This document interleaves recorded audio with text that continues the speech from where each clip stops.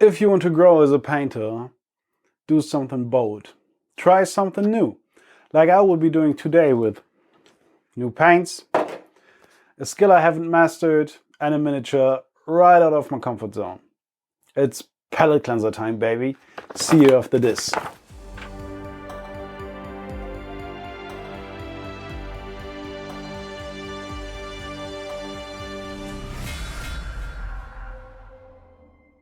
Welcome, my hobby dudes, to the bear and the brush. Today we will be looking at a miniature that I no longer own. It was a giveaway for a Secret Santa-like event on a Discord server. Squidmars Discord server to be precise, and I immensely enjoy those events. And I could have painted something that I'm totally used to, like this orc for example. I could have painted it in a style that I'm totally used to, like using oil washes and stuff.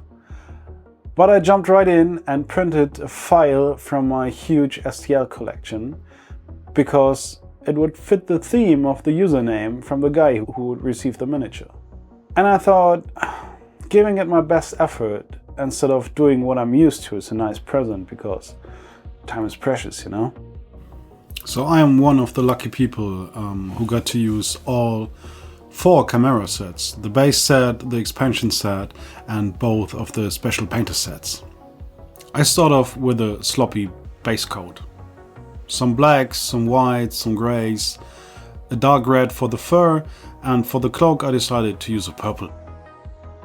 From here on out I basically layered all the stuff in that I needed.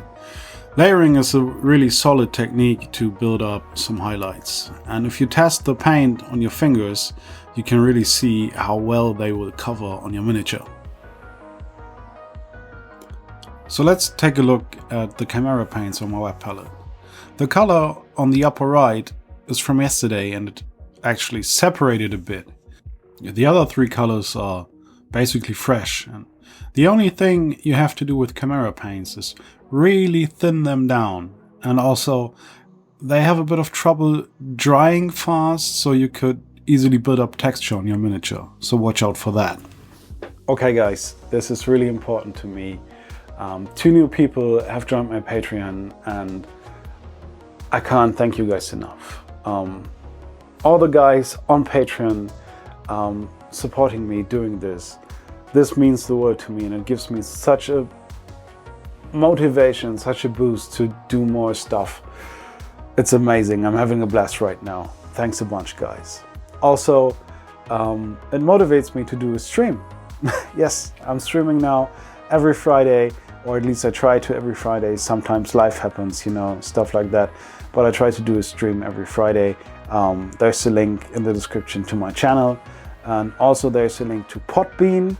Podbean is our podcast hoster because yes, we finally made it.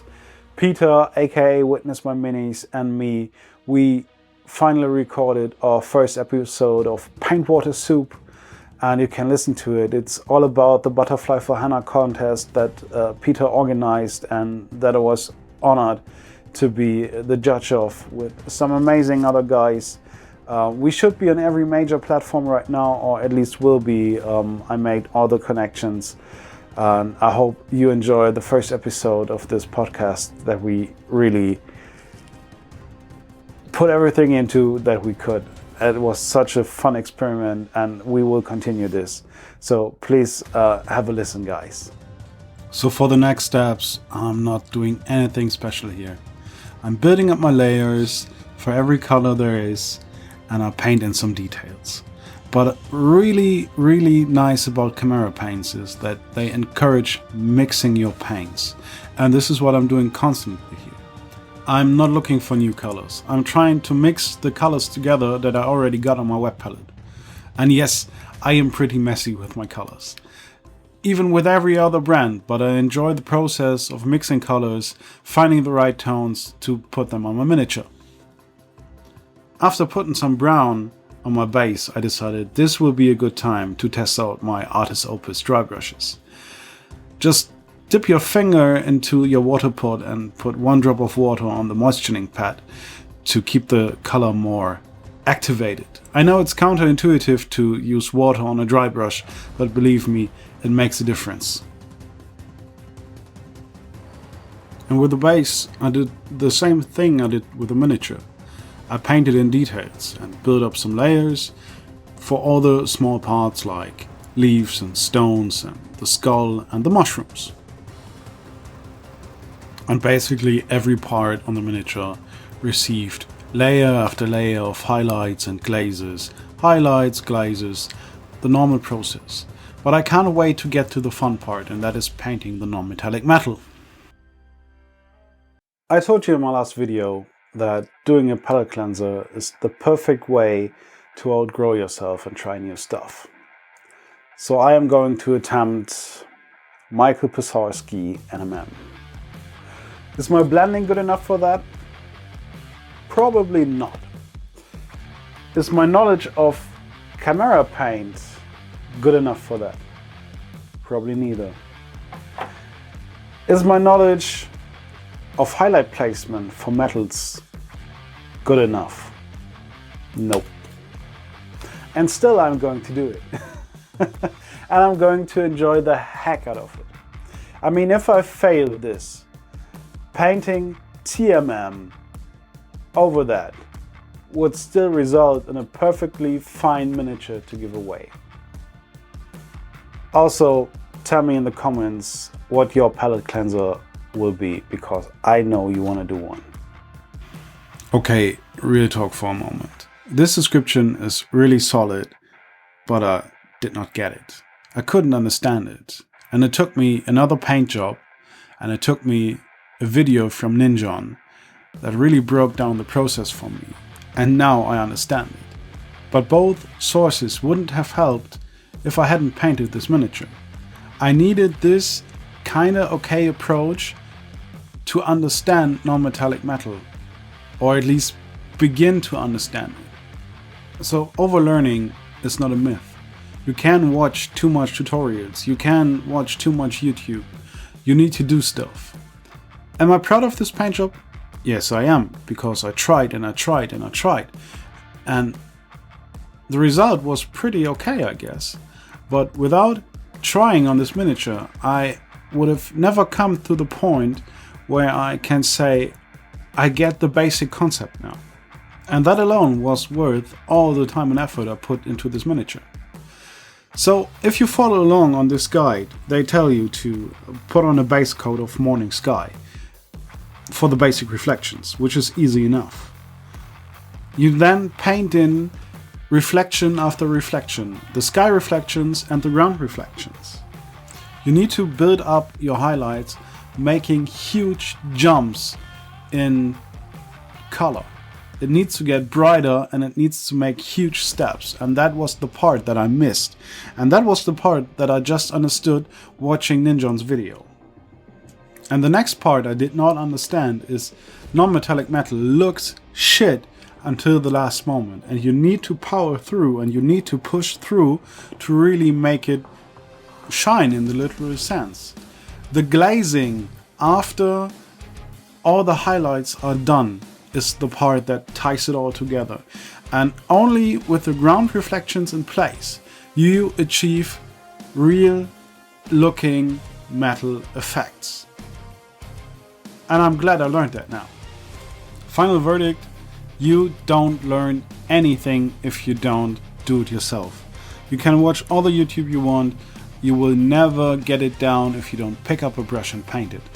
And that was a really valuable lesson I got from this palette cleanser. And I'm so proud of myself that I pushed through and that I could live with the results. This video right here is sponsored by Kutami. And if you got any kind of hobby needs, please hit the link in the description.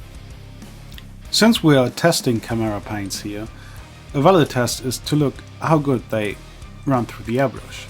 And I have to say, I use much more airbrush medium or airbrush thinner than I use on any other paint range. Second question: are they translucent enough to achieve OSL? Yes, they are. You have to thin them down a lot. I mean a lot. But you can use them to achieve the cheap and cheated OSL I always do with an airbrush. Next question. Can they be translucent enough to add to your OSL with a brush? Yes, they can, but you really need to thin them down. Really thin them down. Do they break apart? I haven't seen it. For me, they work quite well, even with a lot of water in them. What really impressed me was the white. I mean, I'm a big fan of the Pro Acryl white, but this white is also really amazing and really opaque. And you can thin it down a bunch and it doesn't break apart, which is also amazing. I think the question if they will work as a glaze is already answered. I used glazing in all of the previous painting processes I did on this miniature, and I have to say Kimera paints make really solid glazes. From really thick glaze to really thin glaze, they work amazing. Alright, review time. Let's look at that Sly Fox, eh?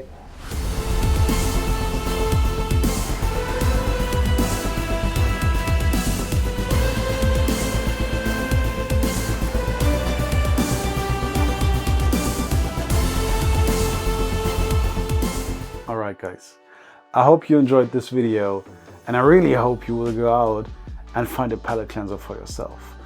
Hit me up in the comments what you plan on doing, or hit me up on Instagram, tag me on Twitter, whatever.